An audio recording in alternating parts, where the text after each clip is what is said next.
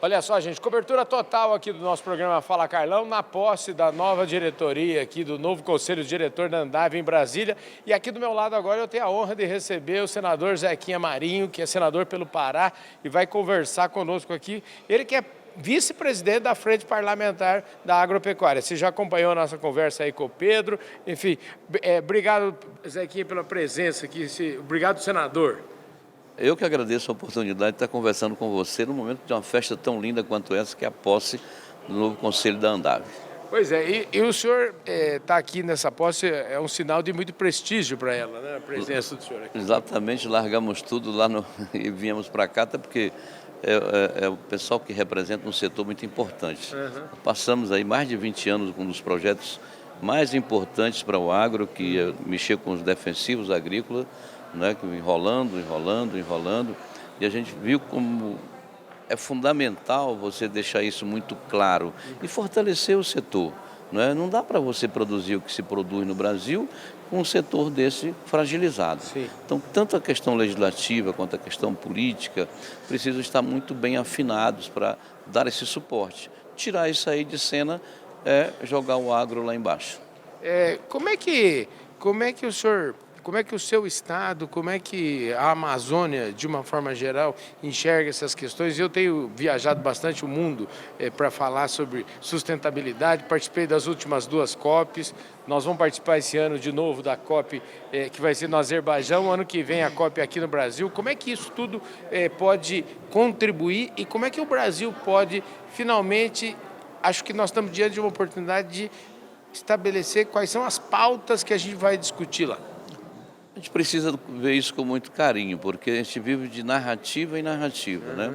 A esquerda, principalmente, aliada à imprensa, ao Ministério Público e tantas outras coisas, mas alguns outros setores, constroem narrativas, né, e pressionam muito a questão amazônica. Não é muito mesmo, né?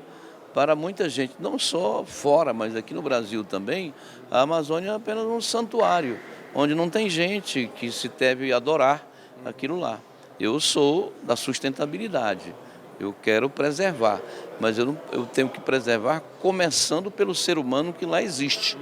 Então, tudo que se ouve fora da Amazônia, tanto aqui dentro do Brasil quanto lá fora, é para que se pare de fazer qualquer coisa ali e se ingesse todo tipo de produção.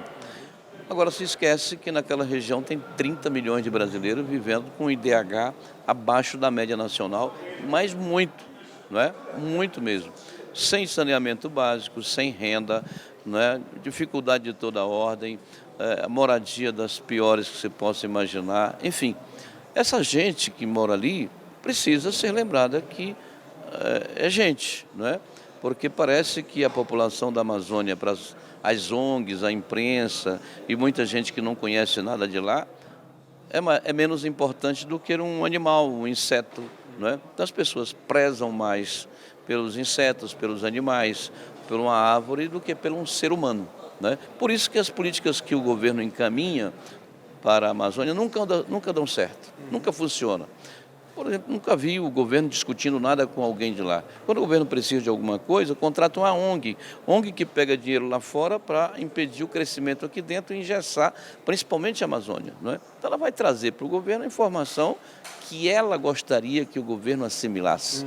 O governo precisa sair dessa bolha e discutir com esses 30 milhões de habitantes da Amazônia qual é o caminho, porque sem, digamos assim, a adesão dessa população, não há COP, não há nada que funcione, porque não passa de uma quimera, não é verdade? Assim, indo de encontro a isso que você falou, eu recentemente entrevistei, eu até vou pedir para deixar na descrição desse vídeo, uma entrevista com o Aldo Rebelo, onde ele diz com todas as letras que a gente está sendo governado por ONGs e não pelo governo brasileiro, né, em determinados... Ele fala isso, mas o pior do que isso é a realidade vivida lá dentro, né? Você tem alguns governos ali, e o dos 3 governos que se vislumbra de olho nu, o mais fraco é o governo central aqui, o governo federal. Você tem o governo das ONGs, que é quem realmente comanda, não é? Que é quem dita normas. Quem dita normas na política relacionada a índios, indígenas e terras indígenas. Quem dita normas de produção, quem dita normas sobre tudo. Depois disso, você tem um outro que nem todo mundo consegue ver facilmente, que é o crime organizado. O narcotráfico, lamentavelmente, tomou conta da Amazônia, certo?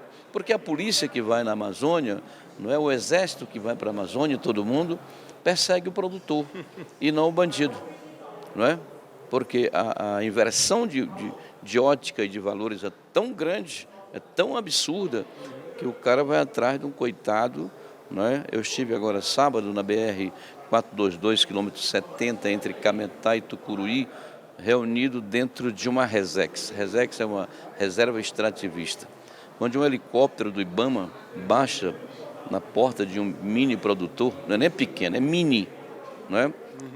E aquele vento das hélices joga o telhado todo no chão e o cara do ICMBio vai lá e multou, por exemplo, em 260 mil, que o cara tem que vender 200 vezes o que tem, viver 2 vidas e ainda não paga, não é? Você tem noção como é que se persegue um cidadão hoje naquela região.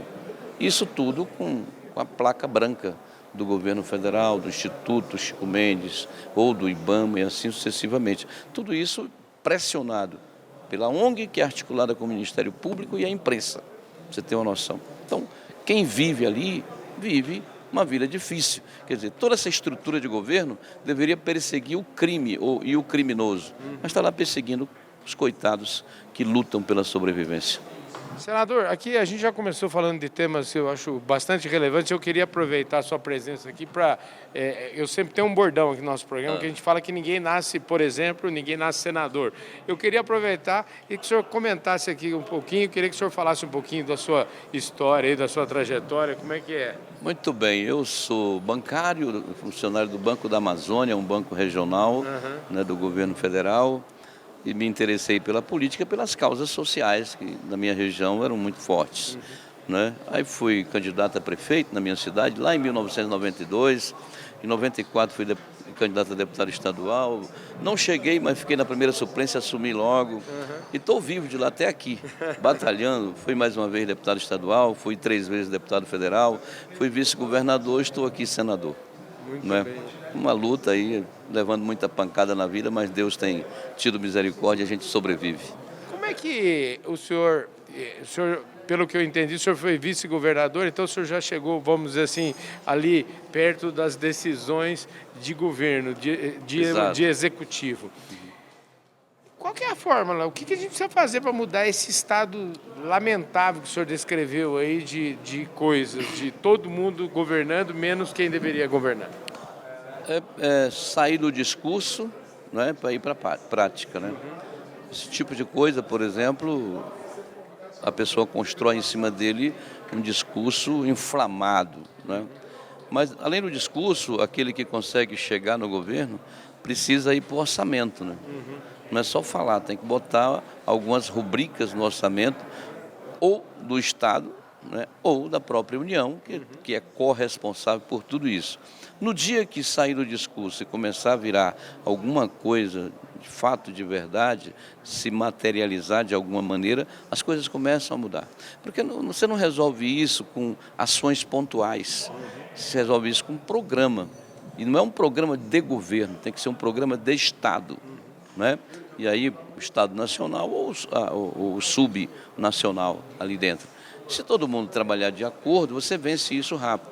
Mas essa pobreza, essa dificuldade toda, ela dá um certo lucro para quem faz política da forma errada, que tirar dali a sua sobrevivência política. Né? Então, a pobreza, a fome no Brasil não é só na Amazônia. Não é? No dia que acabar isso, muita gente perde a função política. Então, isso é preservado com muito cuidado para ir elegendo e reelegendo alguém que se aproveita dessa situação de vulnerabilidade do cidadão e das comunidades para sobreviver e para tocar seu projeto político. Maravilha. Obrigado pela sua gentileza aí, muito obrigado por estar aqui conosco, dividindo as suas opiniões e, enfim, conte sempre com a gente. Estamos juntos, eu lhe conheço, parece que no domingo você tem um programa no Canal do Boi. Canal do Boi. Chama Domingão do Carlão. Exatamente. Já vi muita gente boa passando contigo lá. Muito... Prazer muito grande. Muito obrigado. Abraçar todo já mundo. esteja sempre convidado aqui, viu, senador? Tá falado. Hora dessa aparecemos por lá. Tá maravilha. Zequinha Marinho conversou comigo aqui, o senador, que é vice-presidente da Frente Parlamentar da Agropecuária, e eu continuo aqui na posse da Andave. Show de bola, mais prateleira de cima, simplesmente impossível.